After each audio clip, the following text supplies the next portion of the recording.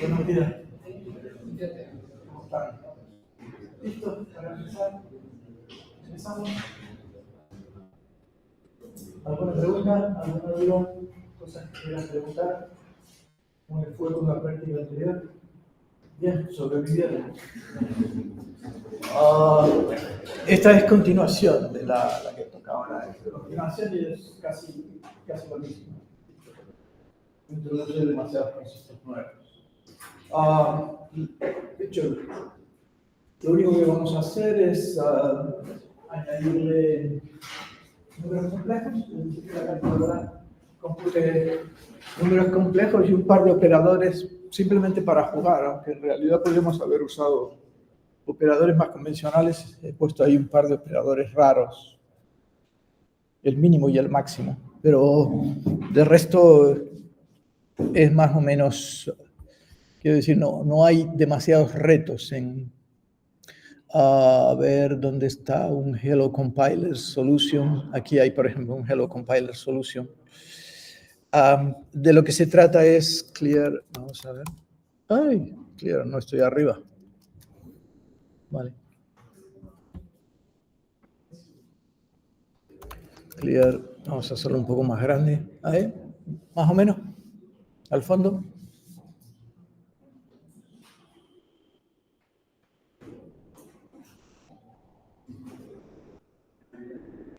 Empezamos.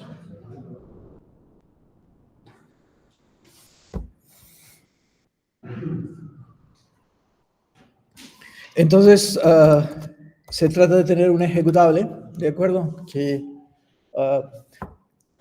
en el template del que tienen no le hemos puesto esta opción de pónganse la -f-file para que pueda leer también desde la entrada de un fichero, porque en principio le pasas una expresión y te compila la expresión. Pero añade, creo que sí están las opciones "-a" y "-j", pero la opción "-c" no está. En principio le pasas una expresión aquí como 2 más, yo qué sé, 2 más 3 factorial i, por ejemplo, y no sé si, no, porque 3 factorial efectivamente, 2 más 3 sí, sí. Ahora discutiremos, si quieren, de eso, más 5 factorial, por ejemplo. Y te produce el código correspondiente JavaScript. La idea es la misma de la práctica anterior, es decir, que en la salida, si es necesario, vamos a cargar la librería de soporte en runtime, porque en este caso estamos traduciendo. Si fuera un intérprete, pues extenderíamos el intérprete con una virtual machine que entiende lo que nos haga falta, pero en este caso necesitamos a lo mejor la librería complex. ¿Cómo se hace para solo pedir una librería que necesita? La pregunta entiendo que es cómo se hace para solo importar lo que se necesita. ¿De acuerdo? Y efectivamente, eso lo vimos en la práctica anterior un poquito, pero muy por encima, o en la clase de hoy pensaba hablar un poco de eso. O sea que vamos a hablar, pero fundamentalmente lo que vamos a hacer es recorrer el árbol de análisis sintáctico, buscando por los identificadores de funciones que necesitamos. ¿De acuerdo? Y una vez que los tengamos detectados, en el template los inyectamos en el sitio del require, es decir, en este sitio, exactamente en este sitio, insertamos. Si vemos que no existe ninguna dependencia, entonces simplemente el código generado a partir del árbol es el código total. ¿Se ve? Esa es la filosofía. O sea que añadimos una fase más, que es análisis de dependencias. Y, por supuesto, con Scodegen, pues si hemos montado bien las acciones semánticas, Fíjense cómo la librería complex funciona, pero digamos que la traducción de 2 es complex 2 y la traducción de 3i es complex 3i. ¿De acuerdo? Y la traducción de 5 factorial es complex 5 y luego llamamos a la función de factorial, que en este caso, por ejemplo, en esta prueba he decidido, incluso es un poco distinta, y en vez de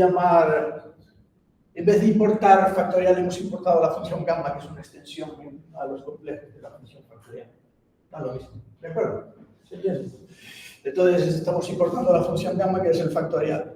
Y fíjense cómo los números complejos son objetos que nos provee la librería y tienen método add o sum o mul. Y lo que vamos a hacer es traducir la suma por una llamada al método add de la parte izquierda, una resta por...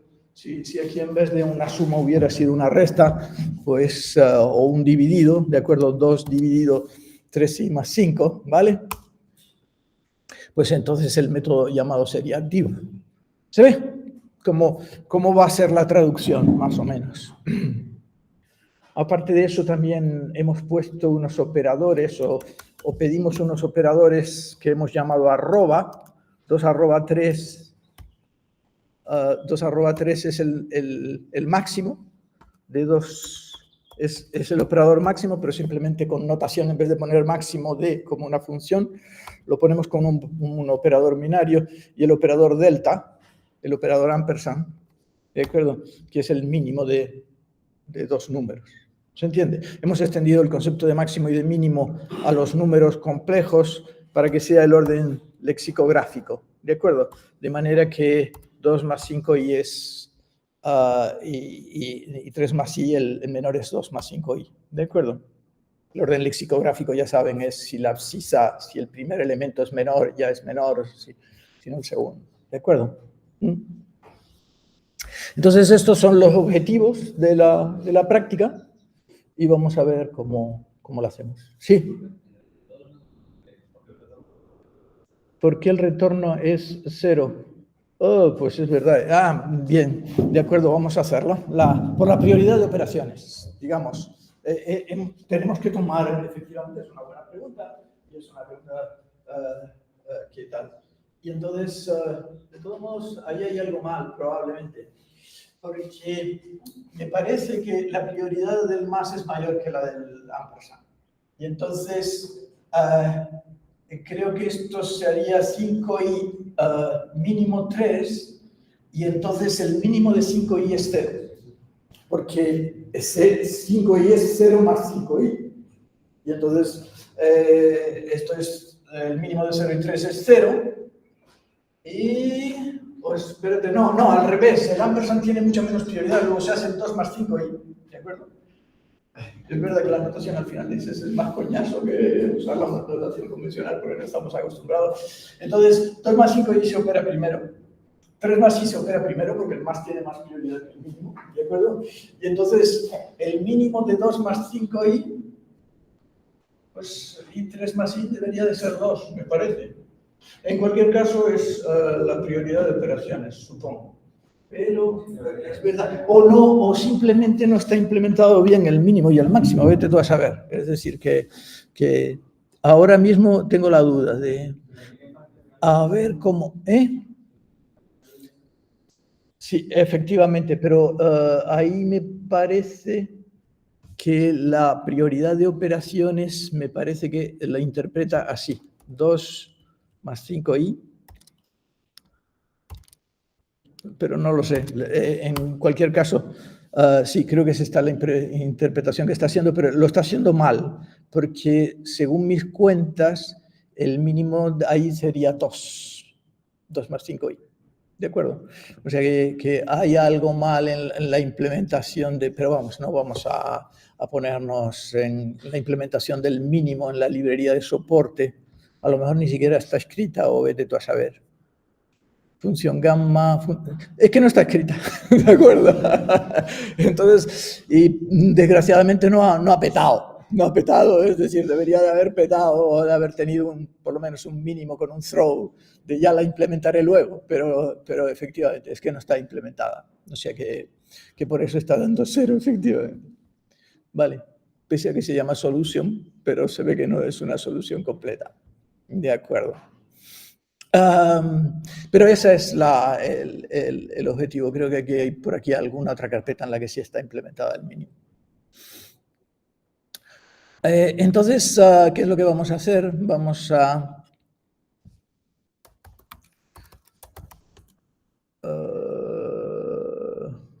git and target files, git template. Let's say,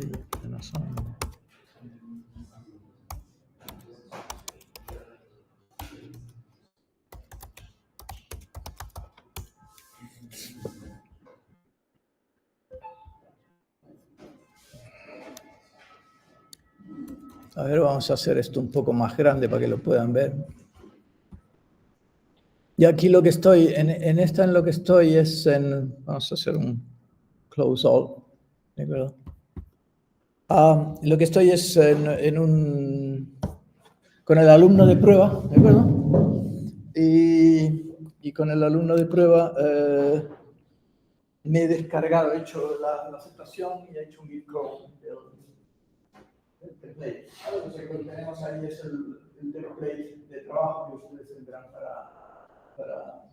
para esta práctica. Y vamos entonces a irla haciendo un poco y viendo cómo se hace. Entonces, lo primero es esto, efectivamente, que tenemos el ejecutable, ¿vale? Y en el ejecutable, pues, está incompleto, me parece. O sea, tenemos un poco eso, que falta la opción "-f", que les mostré antes, ¿vale? Y luego la función, hay una especie de template baratito, ¿de acuerdo? Que incluso no está pensado para hacer un análisis de dependencia de lo que dice yo, le pongo todo. Y, ¿de acuerdo? Y ni siquiera está en un fichero separado, sino se ha dejado ahí como una función JavaScript que hace template, ¿vale? Y luego está la función transpile, que no está escrita, o sea que la tienen que escribir. Pero bueno, básicamente es hago análisis léxico y sintáctico, leo el fichero, si hay que leerlo, o si no lo tomo de la expresión, de la línea de comandos, compilo, quiero decir parseo, ahora tendré que hacer un análisis de dependencias, etc. ¿De acuerdo? Genero el código con el template y luego escribo el código en el fichero de salida si es necesario, o lo muestro por standard output. ¿Se ve? Esa es la tal. Entonces, quizás para no perder mucho tiempo, aquí creo que tenía otra de otro alumno, que este es un alumno real, pero lo he modificado un poquito, porque tampoco es que... Y aquí está su solución, vamos a copiarla, ¿de acuerdo? Y me voy otra vez al template, que es este, Casiano Rodríguez, aquí, y lo cambio, ¿vale? Y vamos a ver cómo lo vamos a hacer. Vamos a salvar esto. Y al template le pasamos, o sea, bueno, mentira, esta es la función transpile. Vamos a... ¿Qué es lo que he copiado? Aquí, bueno, vamos aquí mejor, al principio. O sea que lo que hemos hecho es añadir la opción "-f", ¿de acuerdo? Para leer el fichero. Aparte de eso, vamos a incorporar extraverse para recorrer el árbol y ver las dependencias, porque dijimos que vamos a ver qué funciones, si se usa el print, si se usa el complex, si se usa el factorial, ¿de acuerdo? Y qué es lo que tenemos que importar de la librería. Y entonces lo que vamos a hacer es usar extraverse después de que tengamos el árbol. Por supuesto necesitamos Scodegen y vamos a usar template file para... Entonces también, ya que estamos en ello, me voy al del alumno este, voy a cargar el package JSON ¿de acuerdo? Y me voy a cargar las dependencias que no están completas en el que esté, porque vamos a usar template file y vamos a usar Scodegen, que no sé si esas dependencias están expresadas o no en el este. O sea que vámonos aquí de nuevo, vámonos al package JSON. Y en la sección de dependencias, bueno, voy a ponerlo aquí debajo para que se vean las dos. Y entonces, si por ejemplo Chai Commander están, pero Complex JS no está. Este Complex es probablemente alguna prueba o alguna cosa con... Entonces, ni se está usando. Complex JS, Spree, por supuesto, JSON, Mocha, NIC para el cubrimiento y template file. Parece que esos son los que vamos a usar, ¿no? Entonces, borramos esto, lo guardamos y hacemos un npm install, ¿de acuerdo? Para meter ya las nuevas dependencias, ¿vale? Y cerramos aquí y seguimos contando la cosa. Entonces, estas serían las dependencias, añadimos la opción file y, por supuesto, parseamos la línea de comandos, con lo cual tenemos... Y ahora vamos a tener, lo que hemos hecho es, vamos a cambiar un poco el transpile, o vamos a completar el transpile, no cambiarlo, porque no está hecho. En la versión, y entonces le pasamos a la expresión, si nos la han dado en línea de comandos, que si no, pues la expresión será null, por defecto será vacía. Y options. Primero comprobamos si nos han pasado el nombre de si options file, si el "-f" lo han puesto. Si es así, leemos la entrada de estándar del fichero, ¿de acuerdo? Si no nos la proporcionaron la expresión en línea de comandos y tampoco nos proporcionaron la expresión f, entonces la expresión será null. Y entonces simplemente mostramos la ayuda de que tú estás desorientado. Mira cómo se usa el programa. Y lo que hacemos es parsear la entrada, ¿de acuerdo? Y ahora tenemos un AST, que es un estándar. Si hemos hecho las cosas bien, hemos hecho el AST build, y hemos escrito todas las funciones de árbol del tal, es un árbol estándar Spree, es un árbol estándar HTTypes. Sigue los estándares de HTTypes, es un estándar impuesto por Mozilla, ¿de acuerdo? O sea, los de Firefox, o sea, que es lo que usa Firefox. Y es lo que usan la mayor parte de los compiladores. Entonces tenemos un árbol estándar. Y ahora lo que hacemos es una fase, que es, vamos a recorrer ese árbol y vamos a buscar en ese árbol por los usos, identificar los usos de funciones que nos interesan, como print, complex, factorial, o gamma, si implementamos la función gamma, lo que tengamos que necesitemos de soporte. Y entonces dependencies es un array, ¿vale? Es un array con los nombres de las funciones. Fíjense que esta es una fase relativamente nueva, en el sentido de que tenemos aquí la fase de análisis léxico y sintáctico, ¿de acuerdo?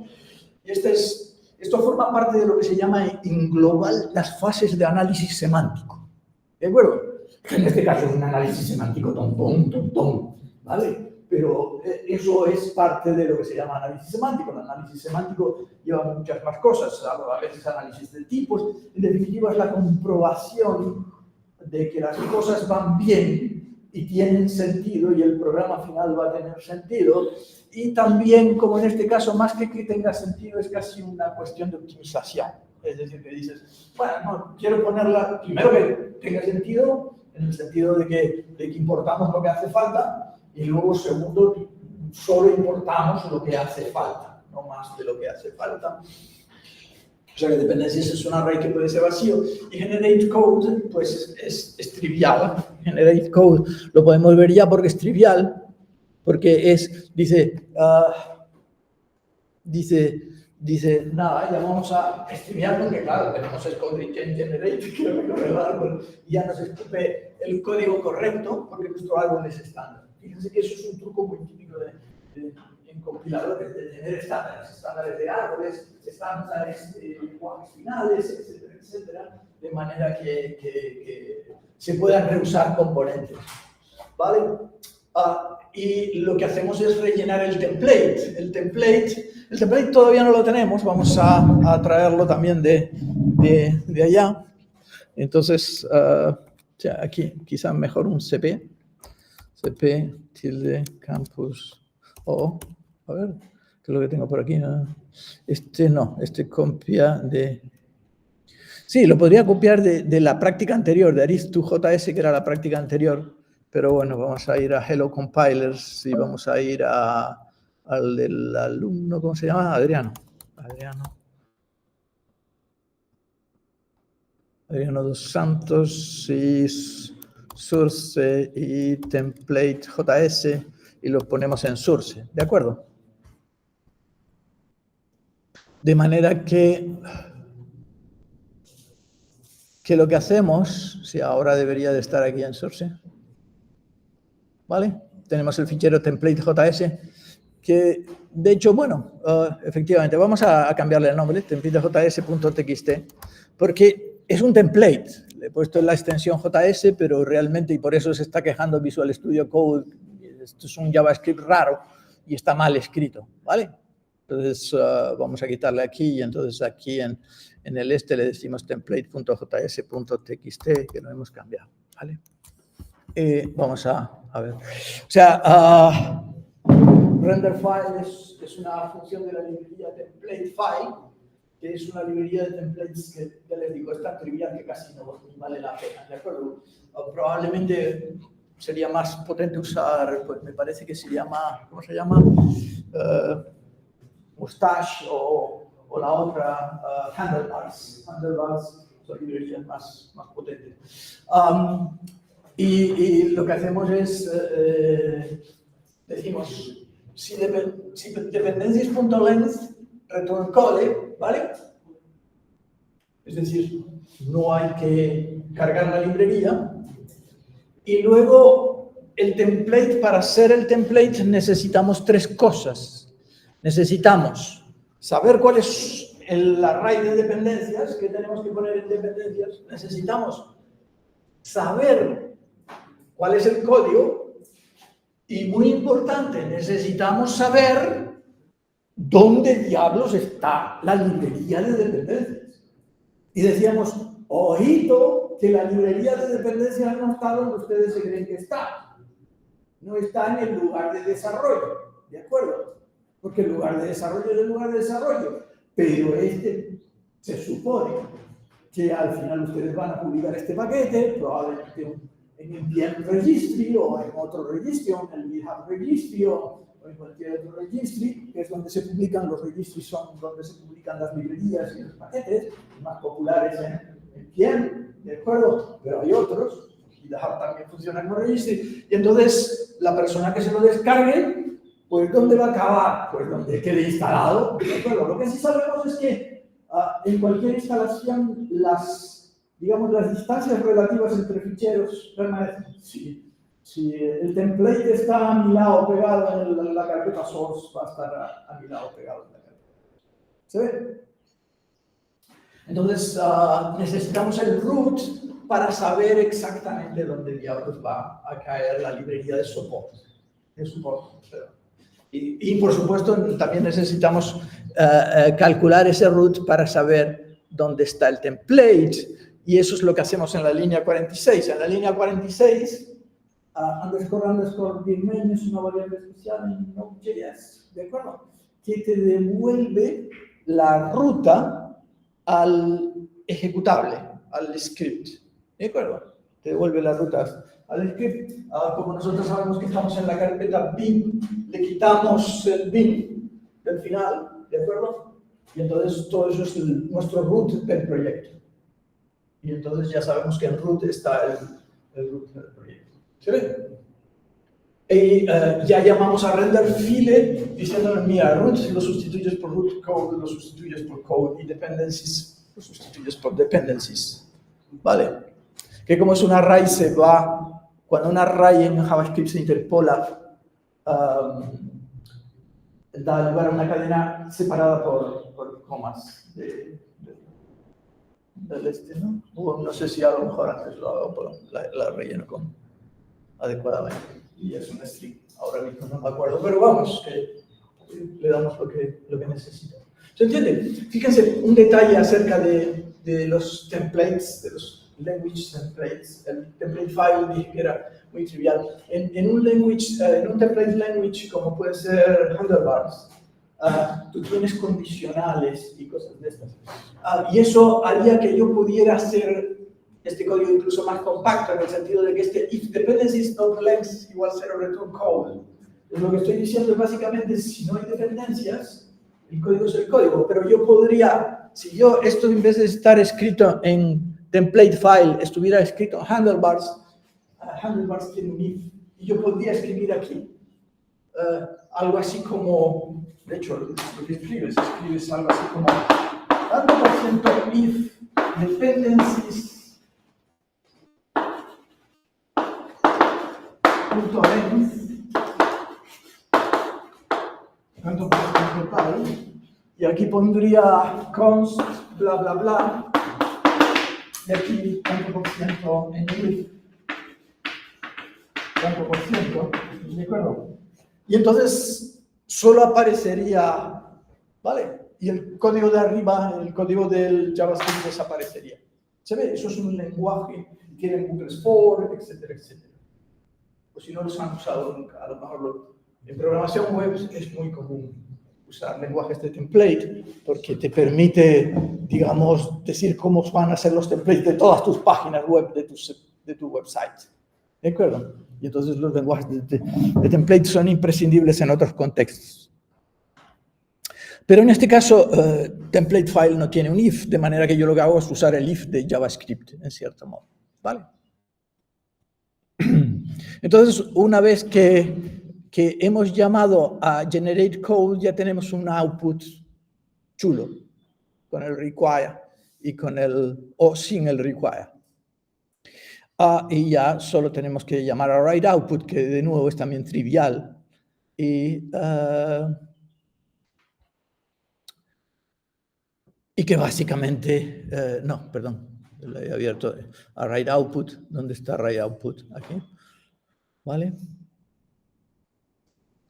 Que simplemente si nos han dado un fichero de salida, si no nos dan fichero de salida, hacemos un console log, y si no, pues lo escribimos, ¿vale?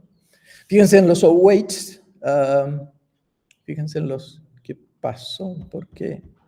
¿Dónde toqué? Fíjense en los awaits, porque la función transfile es async, porque leemos ficheros, escribimos ficheros, templateamos ficheros, etcétera, etcétera. Rellenamos plantillas, y todas esas operaciones, como manejan ficheros, son asíncronas. Entonces la función es una función async, porque básicamente real file nos devuelve una promesa y queremos esperar por el cumplimiento de la promesa. Generate code devuelve una promesa porque el template, a su vez, para hacer el render file y rellenar también devuelve una promesa, entonces tenemos que esperar por la promesa, etc. O write output, escribir el fichero, también lo hemos hecho síncronamente, y entonces también nosotros no queremos irnos sin que todo el fichero se haya cerrado, se haya escrito bien. Y todo esto lo metemos en un try catch. ¿Vale?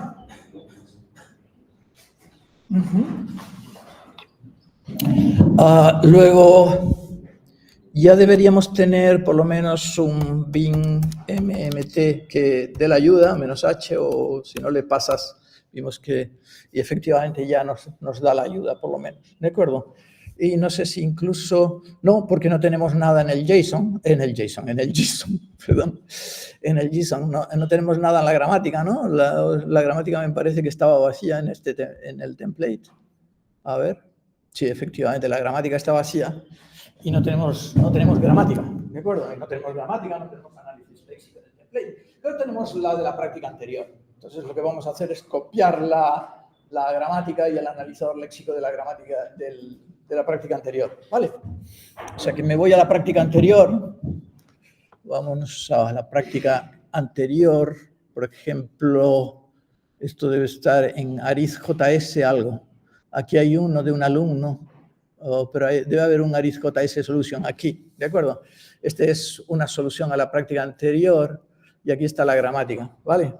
Entonces me copio la gramática de la práctica anterior, me vuelvo aquí a Hello Compilers y la sustituyo. ¿Vale? Está con los árboles como los habíamos dejado y con las precedencias correctas, ¿no? Más o menos, pero las acciones construyen un árbol no para complejos, sino que construían, era una calculadora de números, ¿vale? O sea que lo que hacíamos era para los números. Tenemos que copiar, no se olviden también, ¿dónde estaba? ¿Cómo se llamaba? Arith2JS Solution. Entonces tenemos que copiar el analizador léxico. Vámonos otra vez a Hello Compilers, el alumno, y nos cargamos el analizador léxico, ¿de acuerdo? Y eso debería de tirar. Fíjense, el analizador léxico, bueno, no hay nada que hablar. Tenemos la potencia, ¿no? Y tenemos el factorial, los paréntesis, todos los tokens que nos hacen falta.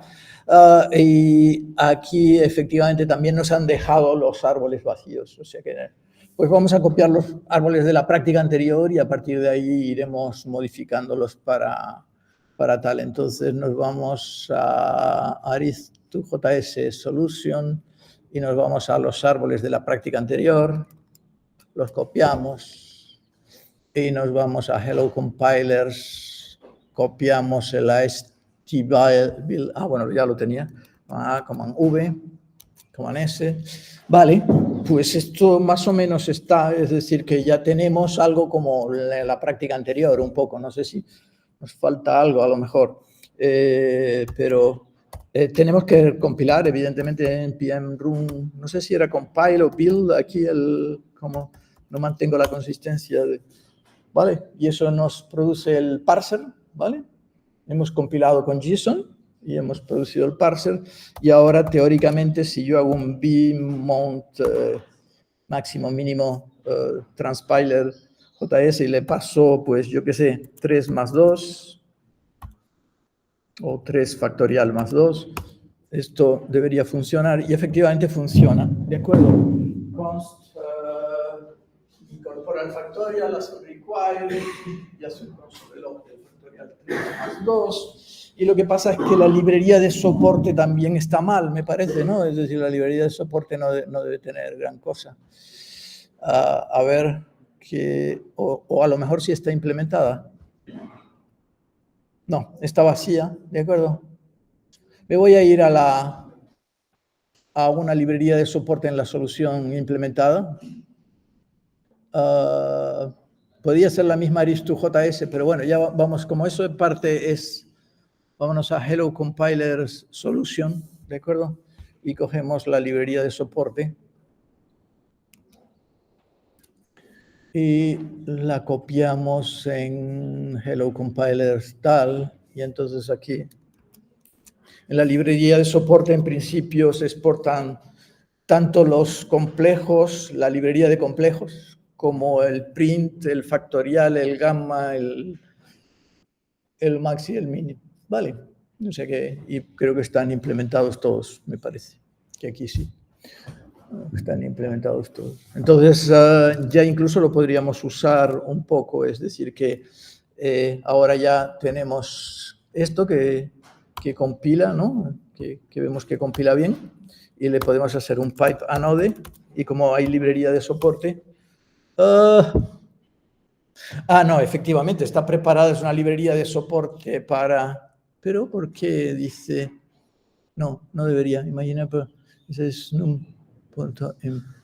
Pues no lo sé, es decir, hay algo con la librería Imaginary Path de inconsistencia.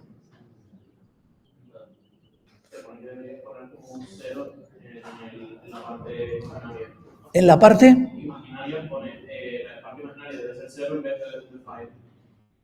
Sí, pero digamos que no hay que ponerlo, porque teóricamente nosotros hemos dicho no hay que poner más 0 y, ¿de acuerdo? Eso sería, queda hortera, queda poco nivel, ¿no? Es decir, que 2 es el número real 2, que es el número complejo 2 más 0i, ¿de acuerdo? O sea que no, esa no es la explicación a este problema. Es simplemente un problema de consistencia de que estoy copiando de unos tal en otros y entonces para ser más consistentes vamos a irnos a Hello Compiler, Adriano, el del alumno que se parece más a lo que estamos haciendo y vamos a coger la support lib de aquí, ¿de acuerdo?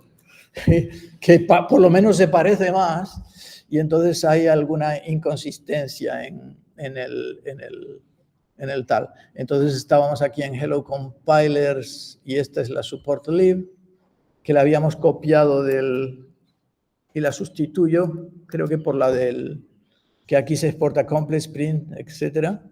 También es con complejos. Puede que sea también, a lo mejor no es una inconsistencia, sino que sea otra razón. npm run. Esto no debería tener que hacerlo. Bin.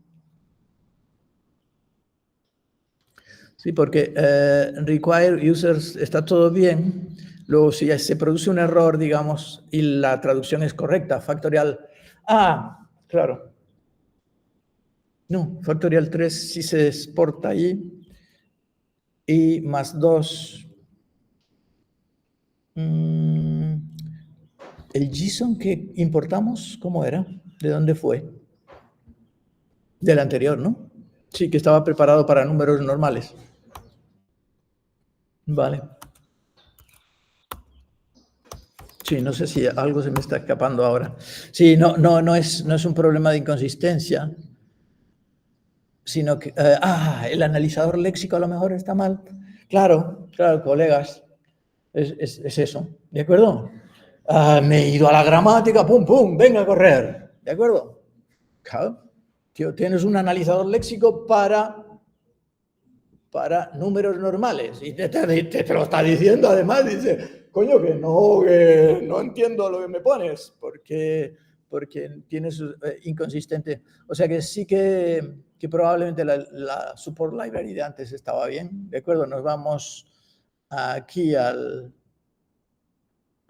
qué sé yo, al Hello Compilers, ¿no? ¿Dónde está otro Hello Compilers? Aquí, este mismo, el de Solution. Cogemos el analizador léxico, ¿de acuerdo? Y vamos a discutir el analizador léxico porque el analizador léxico merece una discusión. Hay muchas cosas que merecen command A, command V. Vale. Sí, porque esto, por ejemplo, nunca lo hemos hecho en un analizador léxico. Pero en la primera parte de la parte contratante, era un analizador léxico en la cabecera. De acuerdo, tú puedes poner cosas como esas, es decir, definiciones macros para expresiones regulares y luego las puedes usar en la parte de abajo. Es decir, que puedes decir, a number is this thing, y después usar el number poniéndolo entre curly brackets. Y tú pones la macro entre curly brackets y se lo sustituye con la expresión regular. ¿Se ve? O sea que eso es una característica del tal. De resto, si se fijan, el analizador léxico es prácticamente igual al otro, solo que ahora el número se nos ha complicado. Por eso también incluso lo hemos puesto en una macro aparte, porque está complicado que más vale pensarlo, ¿de acuerdo? Entonces, lo primero que tenemos que pensar es cómo diablos va a ser un número complejo. Y esta es una decisión importante porque incluso puedes hacer sobrediseño y luego verte con complicaciones en la fase posterior, etcétera, etcétera. O sea que merece una discusión. Entonces, vamos primero a decir que es un número en punto flotante desde el punto de vista léxico, ¿vale? Y después vamos a decir que es un número imaginario y luego incluso nos pelearemos con qué es un número complejo, ¿vale? Tenemos que atacar esa parte. Todo el mundo sabe lo que es un número entero sin signo. Un número entero sin signo se puede poner mediante esta expresión regular. Ahí estoy usando... el barra D, por cierto, sí. ¿Alguien no sabe lo que significa barra D? Barra D es lo mismo que escribir 0,9. Perdón, 0,9. Barra D más es 0D9 más, pero... De acuerdo, barra D es una macro, de nuevo, que ya está predefinida en las expresiones regulares en casi todos los lenguajes, que significa D digits, y significa cualquier carácter entre el Unicode 0 y el Unicode 9. ¿De acuerdo? Entonces, eso es un número sin signo. Ya dijimos, esto ya no se los peleé el otro día, cuando ustedes definen número jamás en compiladores, jamás le metan el signo. Porque el signo es una cosa complicada. Ya lo discutimos el otro día con el 2 menos 3, o incluso el 2 menos 3. Si admito números sin signo, luego lo mismo el analizador léxico decide que esto es un número y nos está fastidiando toda la frase y nos dice, no, aquí lo que viene es un número seguido de un número. No, mentira. Aquí viene el token, yo lo que quiero es un token número seguido del token minus seguido del token number. ¿Se ve? Luego, olvídense de empezar a decir un número es una cosa que empieza por un signo opcional. ¿Vale? Eso lo dejan para otras asignaturas. ¿Sí? Luego, un número entero es esta cosa. ¿De acuerdo? Ahora, un número en punto flotante suele a veces tener un punto, una parte que la llaman la mantisa, ¿no? Y que viene un punto, aunque puede no venir el punto. Y no puede no venir la mantisa, pero si viene el punto, la mantisa suele ser una cosa así como un punto y luego más dígitos, ¿no? Suelen venir más dígitos, ¿de acuerdo? Y a lo mejor hay algunos lenguajes en los que tú puedes escribir una cosa como 3 puntos, ¿vale? Con lo cual hay alguna gente que dice, no, aquí a lo mejor esto no debería de ser un más, podría ser un asterisco, porque podrían venir 0, porque yo voy a admitir que tal, yo no sé lo que escribí yo ahí puse un más, es decir, que si me pones un punto, me pones un sub 0, si no quieres poner nada, pones un sub 0, pones 0, ¿de acuerdo? Pero son cuestiones de gusto, ¿vale? Son cuestiones de diseño. Y claro, aquí hay un error, ¿no? Porque el punto como expresión regular, ¿con qué casa? Con cualquier cosa, ¿no? Con cualquier carácter salvo el new line, ¿de acuerdo? Y entonces no podemos dejarlo así, hay que escapar el punto, ¿vale? Con lo cual, digamos que lo escapas o bien poniéndolo en escape o bien lo pones entre corchetes, y como los corchetes en expresiones regulares significan clase, el punto deja de ser un metasímbolo y pasa a ser un símbolo ordinario, con lo cual esa es otra forma en la que me gusta escapar. Muchas veces antes de escapar con la raya de escape, me gusta a veces escapar como que lo veo más legible. ¿De acuerdo? Luego tenemos entonces la parte de la mantisa, la parte entera, la parte de la mantisa, ¿de acuerdo? Y la parte de la mantisa es opcional. Lo que tenemos que hacer es ponerle una interrogación porque la parte de la mantisa puede aparecer o no, puede no aparecer. Bueno. Y luego viene la parte del exponente, que también es opcional. Y el exponente o es la letra E minúscula o es la letra E mayúscula, ¿de acuerdo? Es una de esas dos, ¿vale? Y luego ahí en el exponente sí que no hace ningún daño el signo, es decir, que tiene un signo, ¿se ve? Y luego vienen más dígitos, pero si me pones la E, ponme por lo menos un dígito, porque ya ahí sí que no te dejo, no me pongas ningún dígito, ¿vale? Y evidentemente toda la parte del exponente es opcional, pues que no pongas el exponente, ¿de acuerdo? Y ya está, eso es un número en punto flotante, eso es un número flotante, ¿de acuerdo? Pero nosotros no estamos tratando con números en punto flotante, estamos tratando con números complejos, nos dicen que en nuestra calculadora el profe nos ha puesto que los números tienen que ser números complejos. Y nos enseñaron que en matemáticas, cuando llegaron los de cálculo, que son más bajos que los números complejos tienen la forma A más B I, donde A es una parte real y B es una parte imaginaria, y los dos pues, son dos flotantes, ¿no? Entonces ustedes podrían decir, hombre, entonces aquí tenemos una decisión también de compiladores. Entonces, claro, yo voy a decir el número complejo es una cosa que es una parte real, seguida de un más, seguida de una parte imaginaria.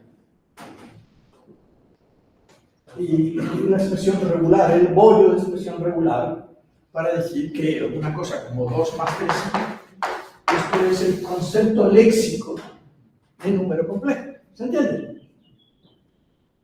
Una decisión importante. Sí. Surge el problema de que tú puedes escribir. Surge un problema, efectivamente. Vamos a ver si ha hablado con cuál es el problema, pero surge un problema. Sí. ¿Cuál es el problema? Si tú quieres escribir 3i en una parte real, por ejemplo. No, bueno, eso lo vamos a arreglar, no te preocupes, porque si quieres, yo digo, no, y la parte imaginaria es opcional. Pero claro, también luego tengo otro problema, si la parte real también puede ser opcional. Esto me empieza a bailar. Pero ese no es el peor de los problemas. Ese es un problema, pero no es el peor de los problemas. Esto puede ser una pesadilla, pero... Poder identificar cuál es el más de suma de... Ese es el gran problema. El gran problema, de nuevo, es como lo del menos que decíamos antes. Ahora, entonces, si haces eso, vas a tener dos más. Un más a nivel léxico y un más a nivel sintáctico, porque tú sumas en la calculadora. Y además, cuando la calculadora tenga variables, incluso podrás decir A más 3i. O quieres poder decir A más 3i, donde A es una variable. ¿Vale? Y entonces estás metiendo algo que me da más miedo incluso que lo de cómo diablos de complicada va a ser la expresión regular, que era lo que planteabas. No, es que estoy metiendo ambigüedad. Porque tengo dos más, un más a nivel léxico, y además el analizador léxico, si le das mucha responsabilidad, puede acabar tomando decisiones equivocadas, porque no tiene la visión de la jugada. ¿Sí? Luego la decisión es no. Yo no voy a decir que un número complejo a nivel léxico es 2 más 3. Me voy a olvidar de eso. Y a nivel léxico solo van a haber números reales y números imaginarios. Y va a haber un solo más. Y el más lo dejamos a nivel sintáctico, porque ya tengo una suma. Pues que sume el número real 2 con el número imaginario 3i. ¿Se ve? Y esta es una decisión, de cierto modo, en la que tienes que tener cierta madurez para tomarla, porque si no, fácil te vas a decir, no, lo que me enseñaron es que a nivel elemental un número complejo. Pero si piensas en las fases de análisis léxico, parsing y semántica, vas a tener luego problemas por las decisiones que tomas. ¿Se ve? Luego, en realidad, ahora yo solo quiero definir número, y número es o número real o número imaginario. Y las 2 más 3i va a ser la suma del número real 2, va a ser el número imaginario 3i. ¿Se ve? Y entonces, claro, ahora ya aquí tengo definido lo que es un número real, un número flotante. La parte real la tengo definida. Luego, ¿qué es lo que tengo que decir? Lo que tengo que decir es que después de esto puede venir una i. Puede venir una i. ¿Vale? Luego, ya con esa expresión regular casi ya tengo la solución.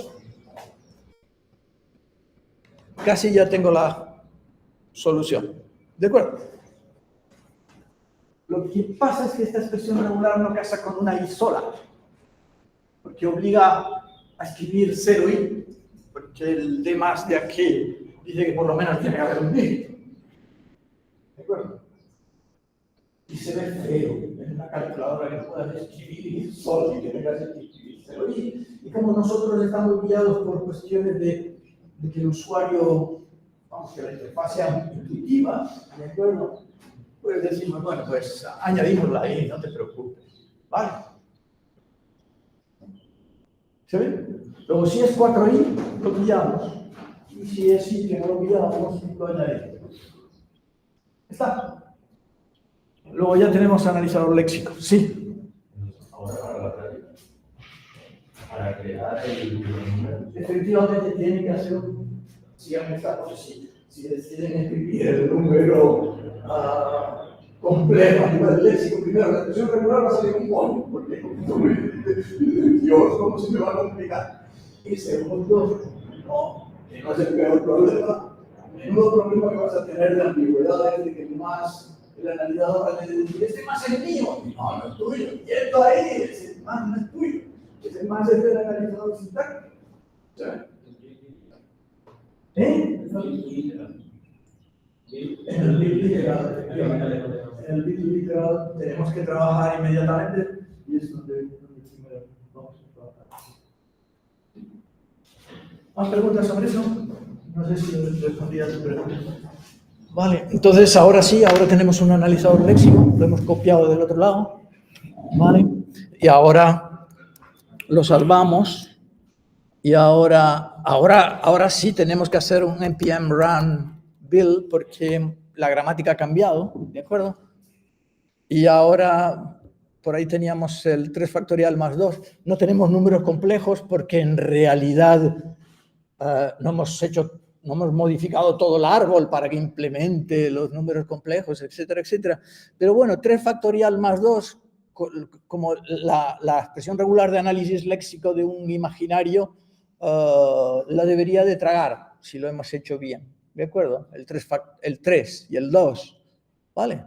Y el más es cosa del analizador sintáctico que está como en la calculadora de antes. Entonces dices, vamos a ver si hay suerte, y no hay suerte. Vale, imaginary part must be 0, instead is undefined.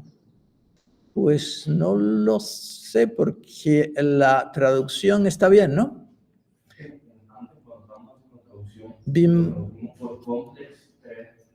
Ay, no me digas que ya está traduciendo así. No, o sea, aquí no, pero en el factorial. No, pero es factorial 3 y factorial aquí en la librería. Es la librería, es efectivamente factorial quien se está quejando.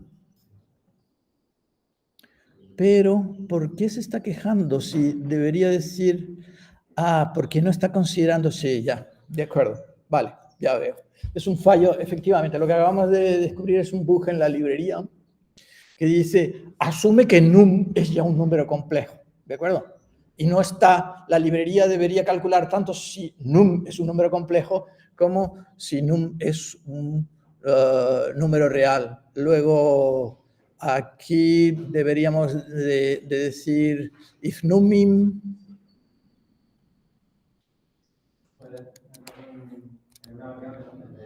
Sí, o usar, yo creo que, sí, perdón. Si uso el operador interrogación punto, ahora numim será false, is false. Sí. Entonces, ya esto lo evaluará false. A ver. Sí. No, perdón, que es cuando, claro, tengo que ejecutar, ¿no? No. Num es una string. Sí, podemos hacer num igual a complex num, como muy bien dice y ya lo convertimos a complejo y ya va a ser, él lo hace el 2 más 0 y, ¿de acuerdo? Vale. Y entonces, ahora sí funciona. Vale. O sea que era un bug en la librería, no se habían considerado todos los casos y la cosa petaba porque efectivamente el factorial que está escrito ahí solo considera números, considera que ya el número es un complejo, ¿vale? Es un objeto complejo, vale. Vamos bien, ¿no? 25 queda todavía un poquito. Entonces, ya tenemos la calculadora más o menos al nivel de la práctica anterior. Prácticamente lo que hemos hecho es poca cosa, pero vamos a ir metiendo los complejos en el este. ¿Y qué es lo que tenemos que hacer? Pues tenemos que cambiar la gramática, la construcción del árbol, básicamente. La gramática no, la gramática es poca cosa. Tenemos que cambiar la construcción del árbol, ¿vale? Y entonces, para que sea fácil, lo primero, como muy bien decías tú, quizás tenemos que empezar por build literal, porque lo primero que vamos a coger es que tan pronto como venga un número, lo vamos a hacer un objeto número complejo. ¿De acuerdo? Vale, entonces nos vamos a build literal, nos vamos a este build y buscamos el build literal y ahora tenemos que cambiar build literal, ¿vale? Aquí está build literal, ¿vale? Que estaba, no, que es el que teníamos antes. ¿Y qué pasa? ¿Por qué? Aquí, vale. Y esto tiene que cambiar. Entonces, ¿qué hacemos? Lo que hacemos es lo típico es decir, nos vamos aquí a Tools, nos vamos a ESTIP Explorer y ahí escribimos Complex. ¿Qué es lo que está ocurriendo en nuestro tal? Que el analizador léxico, cuando vea un 4 o 4 más 2i, ¿qué es lo que va a devolver? Va a devolver Yo creo que no hacemos nada, ninguna acción semántica en el no, 4 más 2i no, porque ya dijimos que a nivel léxico no existe 4, o existe 4, o existe 4i, pero no. Entonces sería complex 4, ¿no? Y entonces lo que tengo que ver es en qué se convierte esto, que es una call expression, ¿de acuerdo? Cuyo identifier es complex y cuyo argumento es 4. ¿Vale? Es el literal 4. ¿Vale?